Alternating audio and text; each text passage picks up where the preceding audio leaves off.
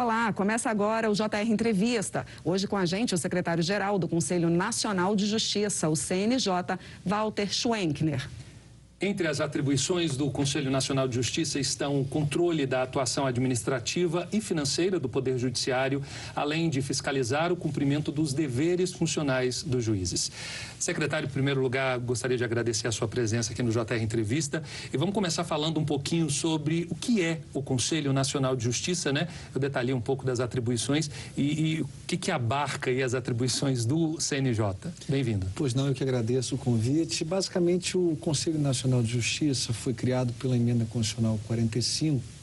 Em meados dos anos 2000, ele completa este ano 15 anos de existência e surge como um órgão do Estado brasileiro para exercer o controle da administração do Poder Judiciário, para viabilizar o desempenho de políticas públicas judiciais, para a função correcional também, que é muito importante, na medida em que, em algumas circunstâncias, o judiciário local ele acaba não tendo condições de fazer um julgamento disciplinar com imparcialidade, que muitas vezes há envolvimento dos pares e uma proximidade muito grande com os fatos que justifica o deslocamento da matéria para o Conselho Nacional de Justiça. O Conselho ele surge, portanto, como um órgão voltado para receber também demandas da sociedade com o objetivo de aprimoramento da prestação jurisdicional. O Conselho Nacional de Justiça, ao longo de toda a sua existência, tem desenvolvido uma série de projetos, seja no âmbito do sistema carcerário, no âmbito da eficiência da prestação jurisdicional pela adoção de recursos tecnológicos, apostando na tecnologia, uniformizando os tribunais, porque não adianta nada você ter um judiciário no Brasil que seja muito desenvolvido em um determinado estado e que não seja tão desenvolvido assim em outra localidade. Portanto, esse é talvez o grande papel do CNJ, estimulando boas práticas, vendo o que está dando certo para replicar essa política pública no território nacional. Doutor Walter, eu queria repercutir algo que acabou de acontecer praticamente, que em novembro o sistema judiciário acabou sofrendo alguns ataques cibernéticos e alguns hackers acabaram invadindo o sistema do TSE, TRF Primeira Região, o próprio CNJ também. Duas perguntas. Houve prejuízos no CNJ? E outra coisa, o que está sendo feito para proteger os tribunais? Isso realmente é uma questão que afeta não apenas o Poder Judiciário, afetou também o governo federal, afeta grandes corporações no mundo, né? Há casos de ransomware, de resgate, né? de informações que são feitas internacionalmente. E o Judiciário brasileiro, ele, por ter apostado, e acho que essa é uma aposta perfeita e muito boa na tecnologia, ele também se vê como uma das potenciais vítimas nesse tipo de criminalidade. De fato, ocorreram ataques, né? O mais divulgado e conhecido foi, inclusive, em relação ao Superior Tribunal de Justiça. Na ocasião em que ele se verificou, conversei diretamente com o presidente do STJ, o ministro Humberto Martins, e demos, pelo CNJ, em nome do ministro Luiz Fux, que preside o órgão, todo o apoio necessário para aquele primeiro momento. De imediato, o ministro Fux anunciou a criação de um Comitê Nacional de Segurança Cibernética para o Poder Judiciário. O interessante desse comitê é que ele é formado não só por lideranças da tecnologia do Poder Judiciário, dos mais diversos tribunais, como também integrantes do Poder Executivo, da sociedade civil, porque essa questão ela não atinge só o Judiciário, né? Conversava, inclusive, com representante do Ministério da Economia, que dizia que também o governo federal está preocupado, porque está investindo em governo digital, de modo que digamos assim, essa prevenção e essa articulação deve ser interinstitucional, envolvendo os poderes do Estado e não apenas o Poder Judiciário. Então, a resposta que foi dada e de imediato, e acho que até em tempo recorde, foi a criação desse comitê que entregará protocolos de prevenção, protocolo de crise e protocolo de inteligência. Por quê? Porque não adianta nada, diante de um ataque cibernético, você desligar o computador da tomada e apagar os e-mails, porque muitas vezes você pode estar ali, ao fazer isso, destruindo provas que serão importantes para a investigação da Polícia Federal. A Polícia Federal também tomou conhecimento, fazendo as investigações, há indicados pela Polícia Federal participando desse comitê de segurança, e a ideia até é de existir um comitê permanente para evitar futuros ataques. Enfim, isso já faz parte da nossa realidade atual, não só em relação ao judiciário, mas há essa preocupação de que isso não se verifique novamente, e especificamente com relação à existência de prejuízo. O ataque que foi feito ao Conselho Nacional de Justiça, ele foi um ataque que, na verdade, atingiu uma página inativa, enfim, não teve assim uma repercussão que tivesse criado algum tipo de dano. E há essa preocupação, enfim, que é de todos os gestores públicos de evitar prejuízos, porque os sistemas possuem dados sensíveis, enfim, todos os sistemas, né, não só os judiciais, e é preciso enfrentar essa questão. Secretário, nós tivemos acesso ao trâmite, né? Como que ocorreu a invasão lá no STJ, e assim, você vê que os técnicos entraram em desespero, porque acharam que era uma falha no sistema, de repente mandam todos os magistrados desligarem os computadores e começa aquela situação bastante complicada. Eu gostaria de saber do senhor o seguinte: qual é o foco desses ataques? É justamente tentar pegar informações que são secretas, informações que não são divulgadas junto a esses órgãos da Justiça, seja o STJ, TSE? E deixa eu só complementar a sua pergunta. Eu fiquei curiosa, quem que participa desse comitê? O senhor falou Polícia Federal também e mais quem? Assim, até inicialmente eu queria até parabenizar o presidente do STJ, o ministro Humberto Martins, pela forma célere como ele enfrentou o problema, um problema que nunca havia ocorrido no Brasil com essa magnitude. No dia do STJ, se eu não me engano, foram mais 10 órgãos. Mais 10 outros. O ONB, o próprio governo do Distrito Federal também foi invadido. E assim, eu confesso que eu não tenho assim conhecimento do que efetivamente eles buscam com esse tipo de medidas, porque ora se fala de dinheiro, né, de resgate, querem dinheiro e tudo mais, ora se fala de... porque é uma competição entre hackers, né? Quem é que consegue quebrar o sistema tal, enfim. O ministro Barroso classifica, às vezes, até como um ataque ideológico, não muito... Exatamente, pode ser uma coisa de disputa até juvenil, porque a gente está falando aqui de, muitas vezes, adolescentes que têm conhecimento profundo dessa área, e não só com fins econômicos, né? Então, é difícil até mapear, porque você tem organizações criminosas que, naturalmente, fazem isso com o objetivo de obter receitas e de forma ilícita e tudo mais.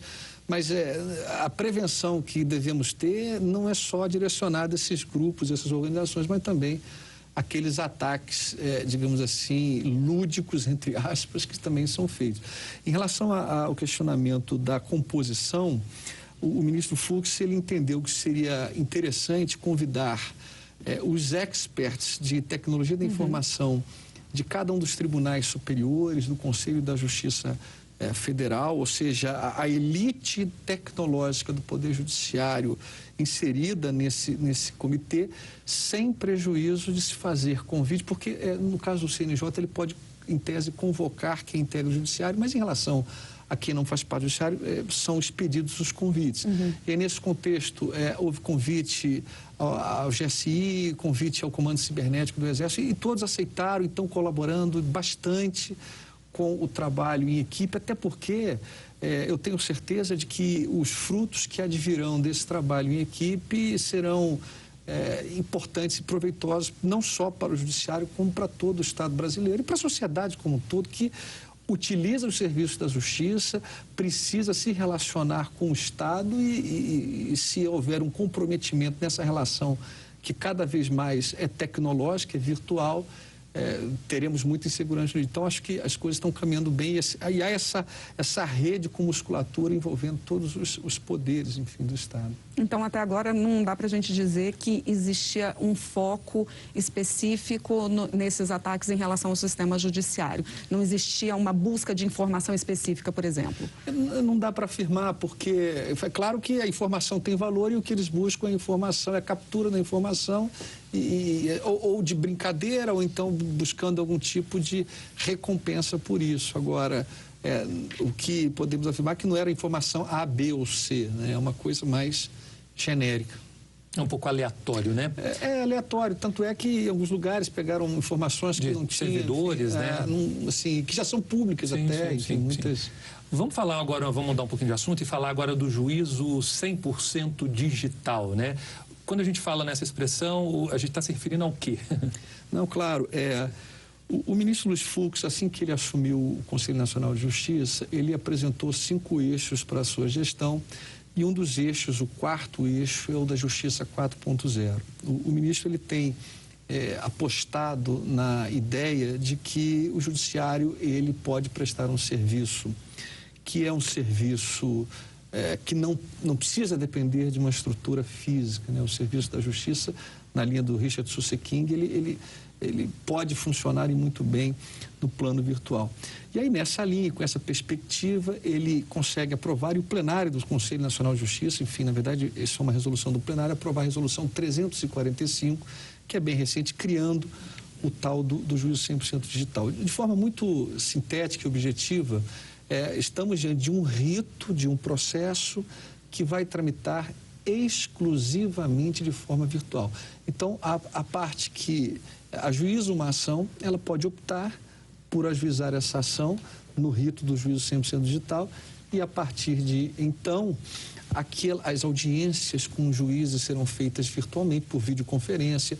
As audiências que antes eram realizadas nos tribunais, naquelas salas, né, serão feitas por vídeo. Os julgamentos, tudo por videoconferência. E o que se espera com essa medida é que haja uma maior celeridade na tramitação dos processos e ainda que isso, lá na frente, possa reduzir o custo de transação do ajuizamento de uma ação. Porque, assim, o mundo ideal não comporta ajuizamento de ação, né? O ideal seria que as coisas funcionassem independentemente de um litígio. Mas na vida não é assim. Só que isso gera um custo de transação que no Brasil ainda é caro. E é preciso, talvez, encontrar mecanismos para essa redução, até porque a crise da Covid-19 vai incrementar a nossa crise orçamentária e nós precisamos reduzir conta de luz, conta de água, espaço físico, aluguel de prédios. E essa é a meta buscada pelo ministro Luiz Fux na sua gestão. Investimento em tecnologia, não de modo a aumentar o custo do serviço da justiça, não para que ela fique mais cara, mas para que isso proporcione uma redução da estrutura física do Poder Judiciário, possibilitando uma redução dos gastos do Poder Judiciário. E você pode assistir ao JR Entrevista na Record News às 10h40 da noite, no portal R7, no Play Plus, no Jornal da Record, no JR 24 horas, à 00h30 e também nas nossas redes sociais. Dr. Walter, a gente falou sobre, o senhor citou os 5 eixos da gestão do ministro Luiz Fux. O 4º é o juízo 100% digital. E quais são os outros eixos? Os outros são os seguintes. O primeiro é o eixo da proteção aos direitos humanos e ao meio ambiente. O segundo eixo é o eixo em que ele vai propor e já está propondo medidas voltadas para o desenvolvimento econômico do país por meio de política judicial, porque nenhum país do mundo se desenvolve economicamente com um judiciário burocrático, com medidas burocráticas para a resolução dos conflitos. O terceiro eixo é o de combate à corrupção.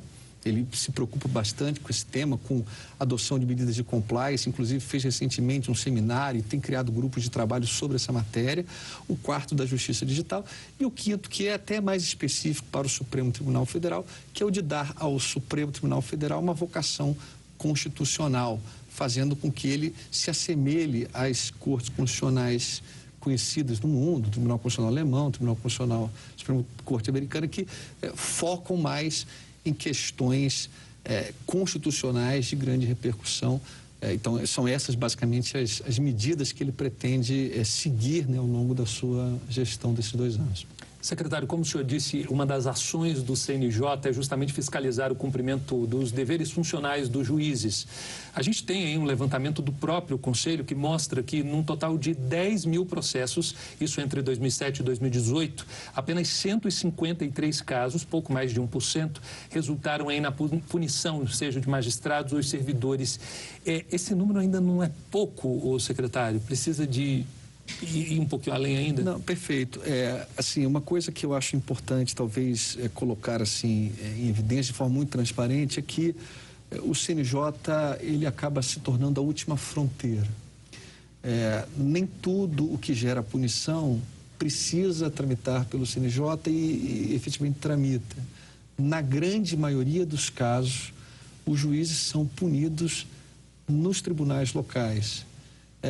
Eu sei que o Supremo Tribunal Federal decidiu que a competência é concorrente, que nada impede que a parte vá diretamente ao CNJ, e isso tem acontecido. Mas a prática tem demonstrado que muitas vezes a instância local conhece de perto o caso, melhor sabe quem é o juiz, se o juiz ele cumpre o seu dever ou não, se foi apenas um deslize. E, se não houver corporativismo, normalmente acaba punindo melhor e com maior justiça do que quem está mais afastado.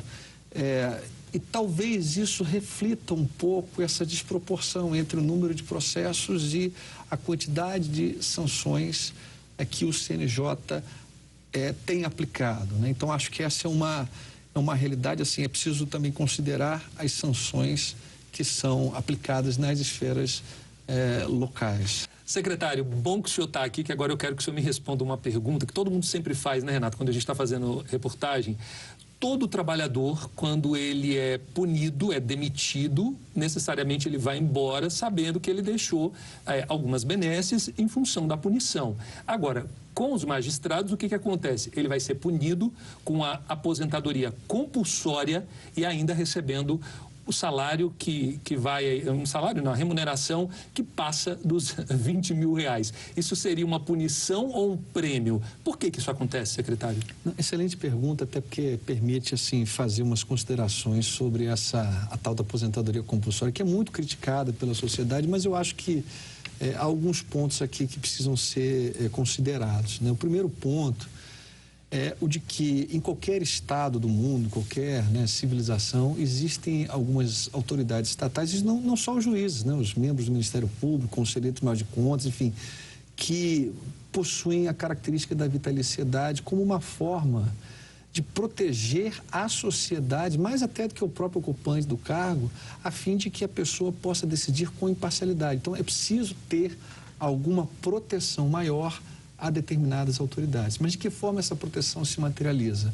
Através da regra constitucional de que essas autoridades, juízes, promotores, conselheiros, enfim, só vão perder o seu cargo com o trânsito em julgado do processo. Então, assim, a regra de que você não pode retirar do cargo quem é vitalício antes do trânsito julgado, ela é de interesse da sociedade, que ajuda na imparcialidade. Só que isso gera consequências. Se um juiz, se um promotor for desonesto, como é que a gente concilia isso? Dá para flexibilizar? Mas e se essa imputação de que ele é desonesto for feita por quem tem interesses da saída dele? Então, para se chegar à conclusão de que a aposentadoria compulsória é um absurdo, que não pode, né? Temos que chegar à conclusão de que nenhum magistrado, de que nenhum Ministério Público terá direito à vitaliciedade, que é uma proteção que não é para ele, é para a sociedade. Imaginem pessoas que combateram criminalidade organizada, enfim, que tocaram interesses cruciais, aí, se não tiverem essa proteção, como é que elas julgarão com imparcialidade? Esse é um ponto. Um segundo ponto que eu acho também importante destacar é que quando um trabalhador da iniciativa privada ele é despedido, ele fica sem o seu emprego, se ele já tiver contribuído tempo suficiente para se aposentar, ele vai se aposentar. Não é consequência da prática de um crime a perda da aposentadoria. Por isso é que a lógica que se aplica aos magistrados, aos juízes, é exatamente essa de que a punição que leva à despedida do trabalhador da iniciativa privada não acarreta a perda do que ele contribuiu para a Previdência. Se ele tiver contribuído por 40 anos, no dia seguinte ele vai ao INSS e requer. E o valor que é pago ao magistrado, ao juiz e ao promotor, o que seja, ele também varia de acordo com a contribuição que é feita, né? E eu vou dar até um exemplo pessoal. Eu sou juiz há 20 anos. Eu me lembro quando eu ingressei na magistratura, no início dos anos 2000, uma funcionária de um banco perguntou se eu queria fazer um plano de previdência complementar. Quando ela viu o quanto que eu pagava de contribuição para ter o direito à minha aposentadoria. Ela falou, olha, se você recolher esse mesmo valor no banco, com 60 anos de idade, você receberá o dobro da sua remuneração. Ou seja, a contribuição que não é você brinde, um prêmio, na verdade não é um prêmio porque a pessoa recolheu por aquilo, ela praticou algo errado, tem que ser punida, tem que perder o cargo, mas aí isso depende do transjulgado, porque é aquela proteção. Eu confesso que assim, é uma coisa muito sensível, um tema muito delicado, porque a solução mais simples seria acaba com a aposentadoria compulsória, mas isso tem efeitos. Isso repercute na forma como a autoridade vai lidar com os casos sensíveis, envolvendo autoridades, enfim. Exemplo do parlamento, né, que tem um foro privilegiado justamente para o foro, né, a prerrogativa de foro para isso. Mas segurei que a gente vai continuar conversando. O JR Entrevista vai para o intervalo. Na volta, uma pesquisa revela que o Poder Judiciário é o melhor avaliado pela sociedade. Até já. Estamos de volta com o JR Entrevista. O nosso convidado de hoje é o secretário-geral do Conselho Nacional de Justiça, o CNJ, Walter Schwenkner. O Congresso discute o projeto da reforma administrativa que foi enviado e a grande crítica aí de todo mundo, principalmente dos parlamentares, é que o Poder Judiciário não foi incluído nessa reforma e que o Poder Judiciário tem os maiores salários, enfim, e tem toda essa discussão. Como é que faz diante disso? A PEC 32 de 2020, Renata, ela de fato não inclui não só o Poder Judiciário, mas os poderes do Estado de modo geral, porque existem controvérsias sobre a questão da iniciativa da matéria, enfim, será que existirá autonomia, independência dos poderes, caso temas sensíveis ao Poder Judiciário sejam iniciados pelo Congresso Nacional? Então, houve um certo debate em relação a essa questão. Eu só faria, assim, uma observação no sentido de que, na realidade, assim, as maiores remunerações, hoje em dia, elas já não estão mais no Poder Judiciário, mas sim nas estatais, principalmente as estatais da União, que não se submetem ao teto de remuneração. Hoje em dia, os juízes, como os servidores de modo geral, estão tetados no teto de ministro do Supremo Tribunal Federal, enquanto que as estatais não. Então, é comum, né, o salário. Eu sei porque eu já fui de estatal, fiz concurso para estatal e tenho colegas em estatais que ganham 2 ou 3 vezes o que eu recebo como juiz. Então, hoje em dia, eu posso garantir que o universitário que se forma e que faz concurso público não procura magistratura por remuneração.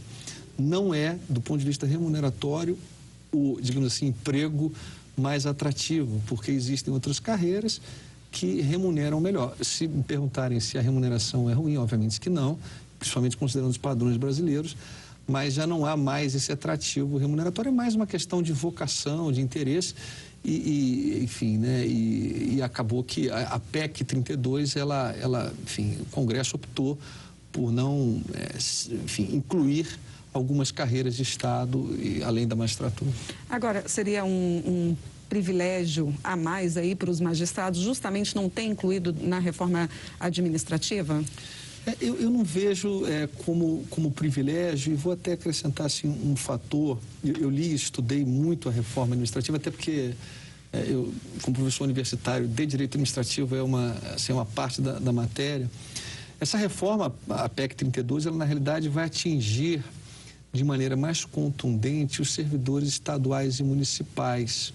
Nem pega muito os servidores federais, de um modo geral, porque o que ela procura eliminar são direitos que já foram eliminados do regime do servidor federal. Então, no fundo, o alcance dela é mais direcionado. Eu não sei se essa foi a intenção, mas lendo o texto, é essa a impressão que se tem, que o alcance foi mais o de atingir os servidores estaduais e municipais, que normalmente são os agraciados. Por exemplo, vou dar só um exemplo. Adicional por tempo de serviço. A PEC proíbe que o servidor receba um adicional pelo tempo trabalhado. Na magistratura da União, isso já não é pago desde 2005, na magistratura de modo geral, no âmbito federal, se não me engano, desde 1997, quando a Lei 8.112 foi alterada. Nos estados e municípios isso ainda ocorre como prática. Então, eu não diria que é um privilégio na medida em que inúmeras outras carreiras também não foram contempladas, ainda que isso não esteja expresso no texto, né? É porque a notícia que circulou na imprensa foi, os juízes estão de boa. Na verdade, o texto ele é focado mais na realidade local, estadual e municipal. Secretário, a associação, uma pesquisa feita pela Associação dos Magistrados Brasileiros mostrou que dos 3 poderes, executivo, legislativo e judiciário, o judiciário foi o mais bem avaliado pela sociedade. O senhor assustou não, né? Tá tranquilo? Não, eu fico feliz, fico satisfeito. O senhor baixou a cabeça, eu achei que tinha assustado. O que o senhor acredita que essa avaliação positiva, ao que se deve essa avaliação positiva? Eu acredito pelo seguinte, o quadro de servidores do Poder Judiciário é muito qualificado, né? Assim, e até comparando com a realidade do mundo mesmo. Eu já tive a oportunidade de visitar a estrutura do Judiciário em países europeus. E você vê que a qualidade é muito boa em razão do concurso público, né? O Estado brasileiro exige para o provimento desses cargos o concurso público. Então, além da qualificação cotidiana, né? Além da qualificação cotidiana, o volume de trabalho também traz um aprimoramento. E muitos dos problemas que decorrem da tramitação dos processos, que são atribuídos ao judiciário, são problemas que muitas vezes não tem relação com os profissionais que estão lá. Por exemplo, a quantidade de recursos que os processos judiciais comportam é algo a ser estudado, né? O pessoal brinca até pela NASA, porque isso não existe, isso não é acesso à justiça. Acesso à justiça é você permitir que a parte tenha o direito de litigar, mas não da forma como nós temos no nosso país. Isso faz com que processos durem, a depender dos interesses em jogo, mais de 30 anos. Mas nós tivemos uma reforma recentemente do Código de Processos.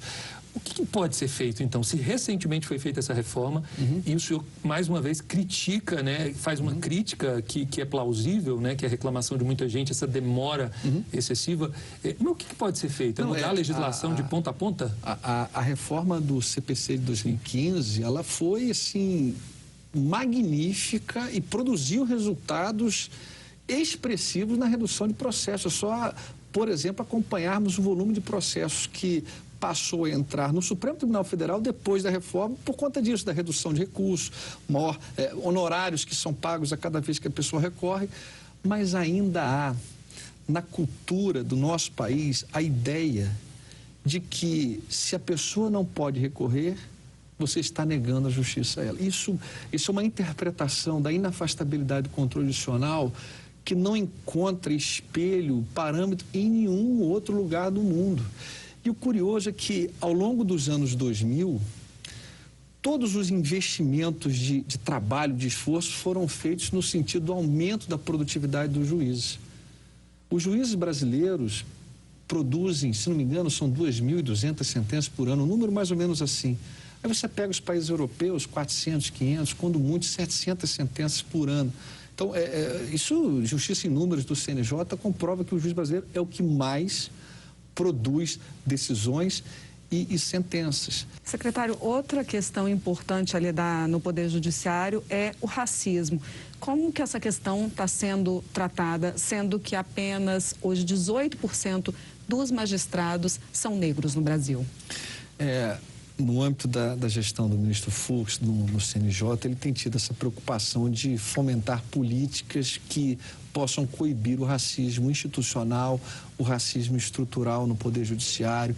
Por exemplo, recentemente o ministro conseguiu, no plenário do Conselho, aprovar uma medida para cotas nos estágios da Justiça. Enfim, há toda uma preocupação. Há um observatório de direitos humanos que foi criado, que conta com a participação de representantes dos negros, da Educafro, o Frei Davi, que tem feito um belíssimo trabalho, sociedade civil, enviando informações para o CNJ para que a gente possa transformar isso em política judicial.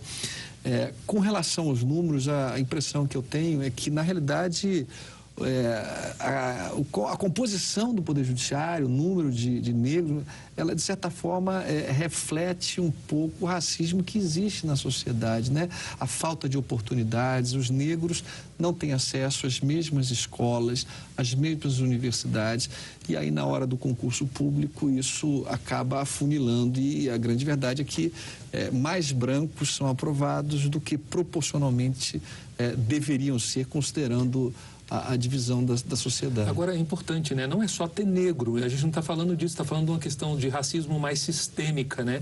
Esses dias teve até uma magistrada que colocou na sentença, vê-se logo que fulano, enfim, um caso que chamou, repercutiu nacionalmente e tal.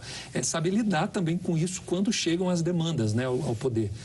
Não, e exatamente, quando essas distorções aparecem, muitas vezes elas chegam também ao CNJ para que alguma medida seja tomada, e assim, a preocupação é de que o judiciário também, na sua atuação, né, enfim, nos despachos, nas decisões, nas sentenças, não adote comportamentos racistas, enfim, preconceituosos, completamente descabidos, e há essa preocupação de capacitação contínua dos magistrados para que não adotem qualquer tipo de discurso, e aí não só a negros, mas muito bem lembrado, quer dizer, a minorias, né? Enfim, as pessoas podem ter as suas convicções pessoais, mas obviamente que isso não é admissível numa sociedade plural que deve, né, enfim, estimular, enfim, a inclusão social, enfim, não pode ser admitido esse tipo de comportamento. E o CNJ tem um papel importante nessa hora, porque ele consegue, muitas vezes, identificar o problema de longe, porque é provocado,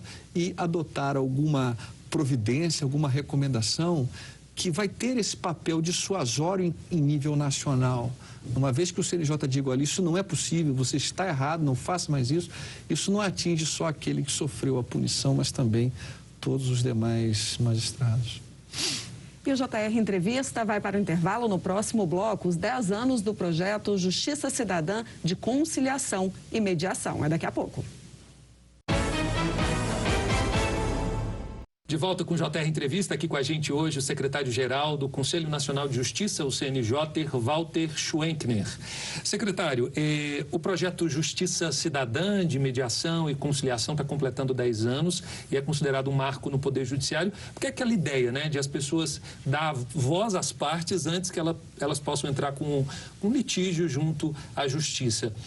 É importante esse projeto? O que vocês têm percebido?